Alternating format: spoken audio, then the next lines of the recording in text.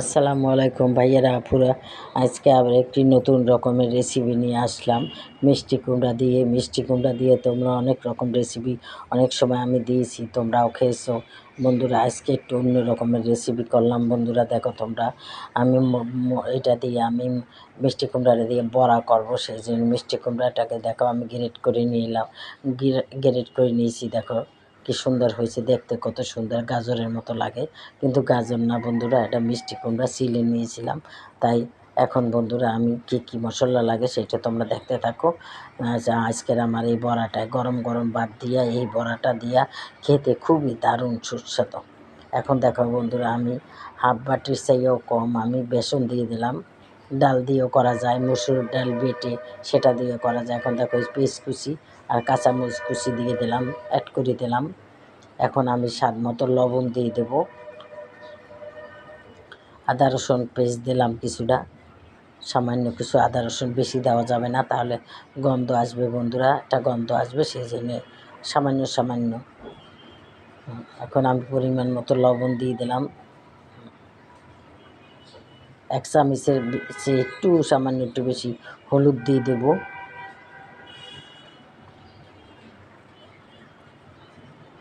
এক চামচ মরিচের গুঁড়া দেব, কারণ এখানে কাঁচামরিচ দিয়েছি, বেশি ঝাল হয়ে যাবে, তাই এক চামচ ধনিয়ার গুঁড়া দিয়ে দিলাম, এক চামচ একটু কম জিরার গুঁড়া দিয়ে দিলাম,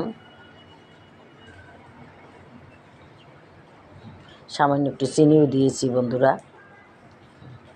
এখন বন্ধুরা এটাকে আমি হাতে কষলিয়ে একটা একটা বেটারের মতো তৈরি করে নেব ভাজার জন্যে বন্ধুরা। তাহলে তোমরা দেখো বন্ধুরা কিভাবে আমি এটা তৈরি করে মেখে নিচ্ছি বন্ধুরা। মাখা হয়ে গেছে বন্ধুরা, তাই দেখো পাশের চুলায় আমি পানি বসিয়ে তেল বসিয়ে দিয়েছি, ফ্রাই প্যান বসিয়ে দিয়েছি সেখানে। এখন আমি বড়াগুলোকে চ্যাপটা চ্যাপটা করে সুন্দর করে দিয়ে দেবো বন্ধুরা। ছোটোও করা যায়, এর সাইজ ছোটোও করা যায়, আবার বড়ও করা যায়, সেই জন্য আমি এই সাইজেরই করলাম বন্ধুরা। এটা তোমাদের ইচ্ছা, তোমরা যেভাবে মনে চায় সেভাবেই করতে পারো। প্রয়োজনে তোমরা আরও বেশি তেল দিয়ে ভাজতে পারো। এটা তো আমি বড়া করবো, সেই জন্য এত তেল দিইনি। আমি যদি পকোড়া করতাম তাহলে আমি আরও বেশি করে তেল দিয়ে পকোড়া ভেজে নিতাম, কিন্তু এটা বড়া তাই তেল দিয়েছি, তারপরে কম দেই না, বেশ কিছু তেল দিয়েছি বন্ধুরা। তেল তো খাওয়া এমনিও বেশি ভালো না, কিন্তু এগুলো ভাজতে তেল লাগে বন্ধুরা। যাই হোক বন্ধুরা, তোমরা যে যেখান থেকে দেখো না কেন তোমাদেরকে জানাই অনেক অনেক ধন্যবাদ। এত কাজের মাঝেও তোমরা আমাদের ভিডিওগুলো দেখো বন্ধুরা। তাই আর আমার ভিডিওটা দেখার সময় বন্ধুরা অবশ্যই একটা লাইক দিয়ে দেখবে তোমরা। অনেকে ভিডিও দেখো কিন্তু লাইক দাও না বন্ধুরা, কমেন্ট করো না, সাবস্ক্রাইব করো না বন্ধুরা।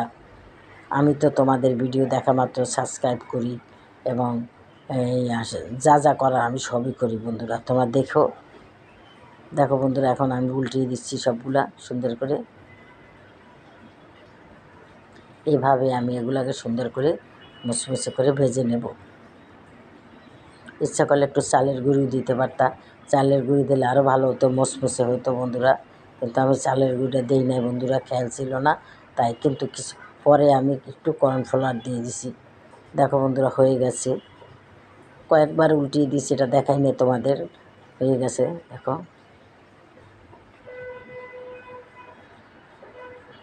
তোমাদের যদি ভালো লাগে তোমরাও ভালো করে খেয়ে দেখবা যে কত মজা মিষ্টি কুমড়ার বড়া।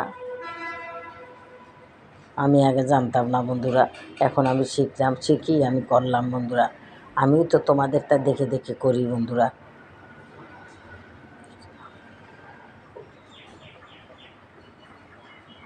আবারও বন্ধুরা যেটা বেঁচে আছে সেটাকে ওইভাবে আমি দিয়ে দিলাম, দিয়ে ভেজে নেব।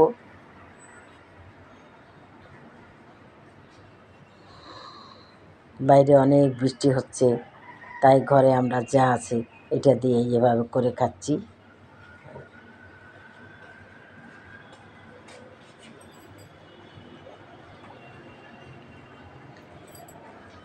এটাও বন্ধুরা হয়ে গেছে, এখন আমি তুলে ফেলবো।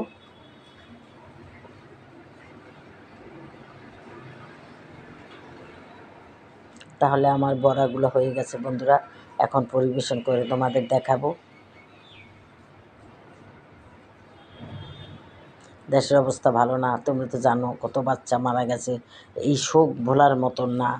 যাই হোক বন্ধুরা, তাহলে দেখো আমার বলার আসল রূপ। যদি ভালো লাগে তাহলে অবশ্যই আমাকে একটা লাইক দিবে, আমার চ্যানেলটাকে একটা সাবস্ক্রাইব করে দেবে এবং শেয়ার করে দেবে। তাহলে এই ধরনের ছোটোখাটো ভিডিও নিয়ে আমি সব সময় আসতে পারবো। তাহলে আজকের মতো রাখি বন্ধুরা, আসসালামু আলাইকুম, খোদা হাফেজ। যে যেখানে থাকো ভালো থাকো। আর এই বাচ্চারা যে মারা গেছে তাদের জন্য আসো সবাই মিলে আমরা দোয়া করি, জানি ওর বাপ মা শান্তিতে থাকে, ভুলে যায় সব কিছু।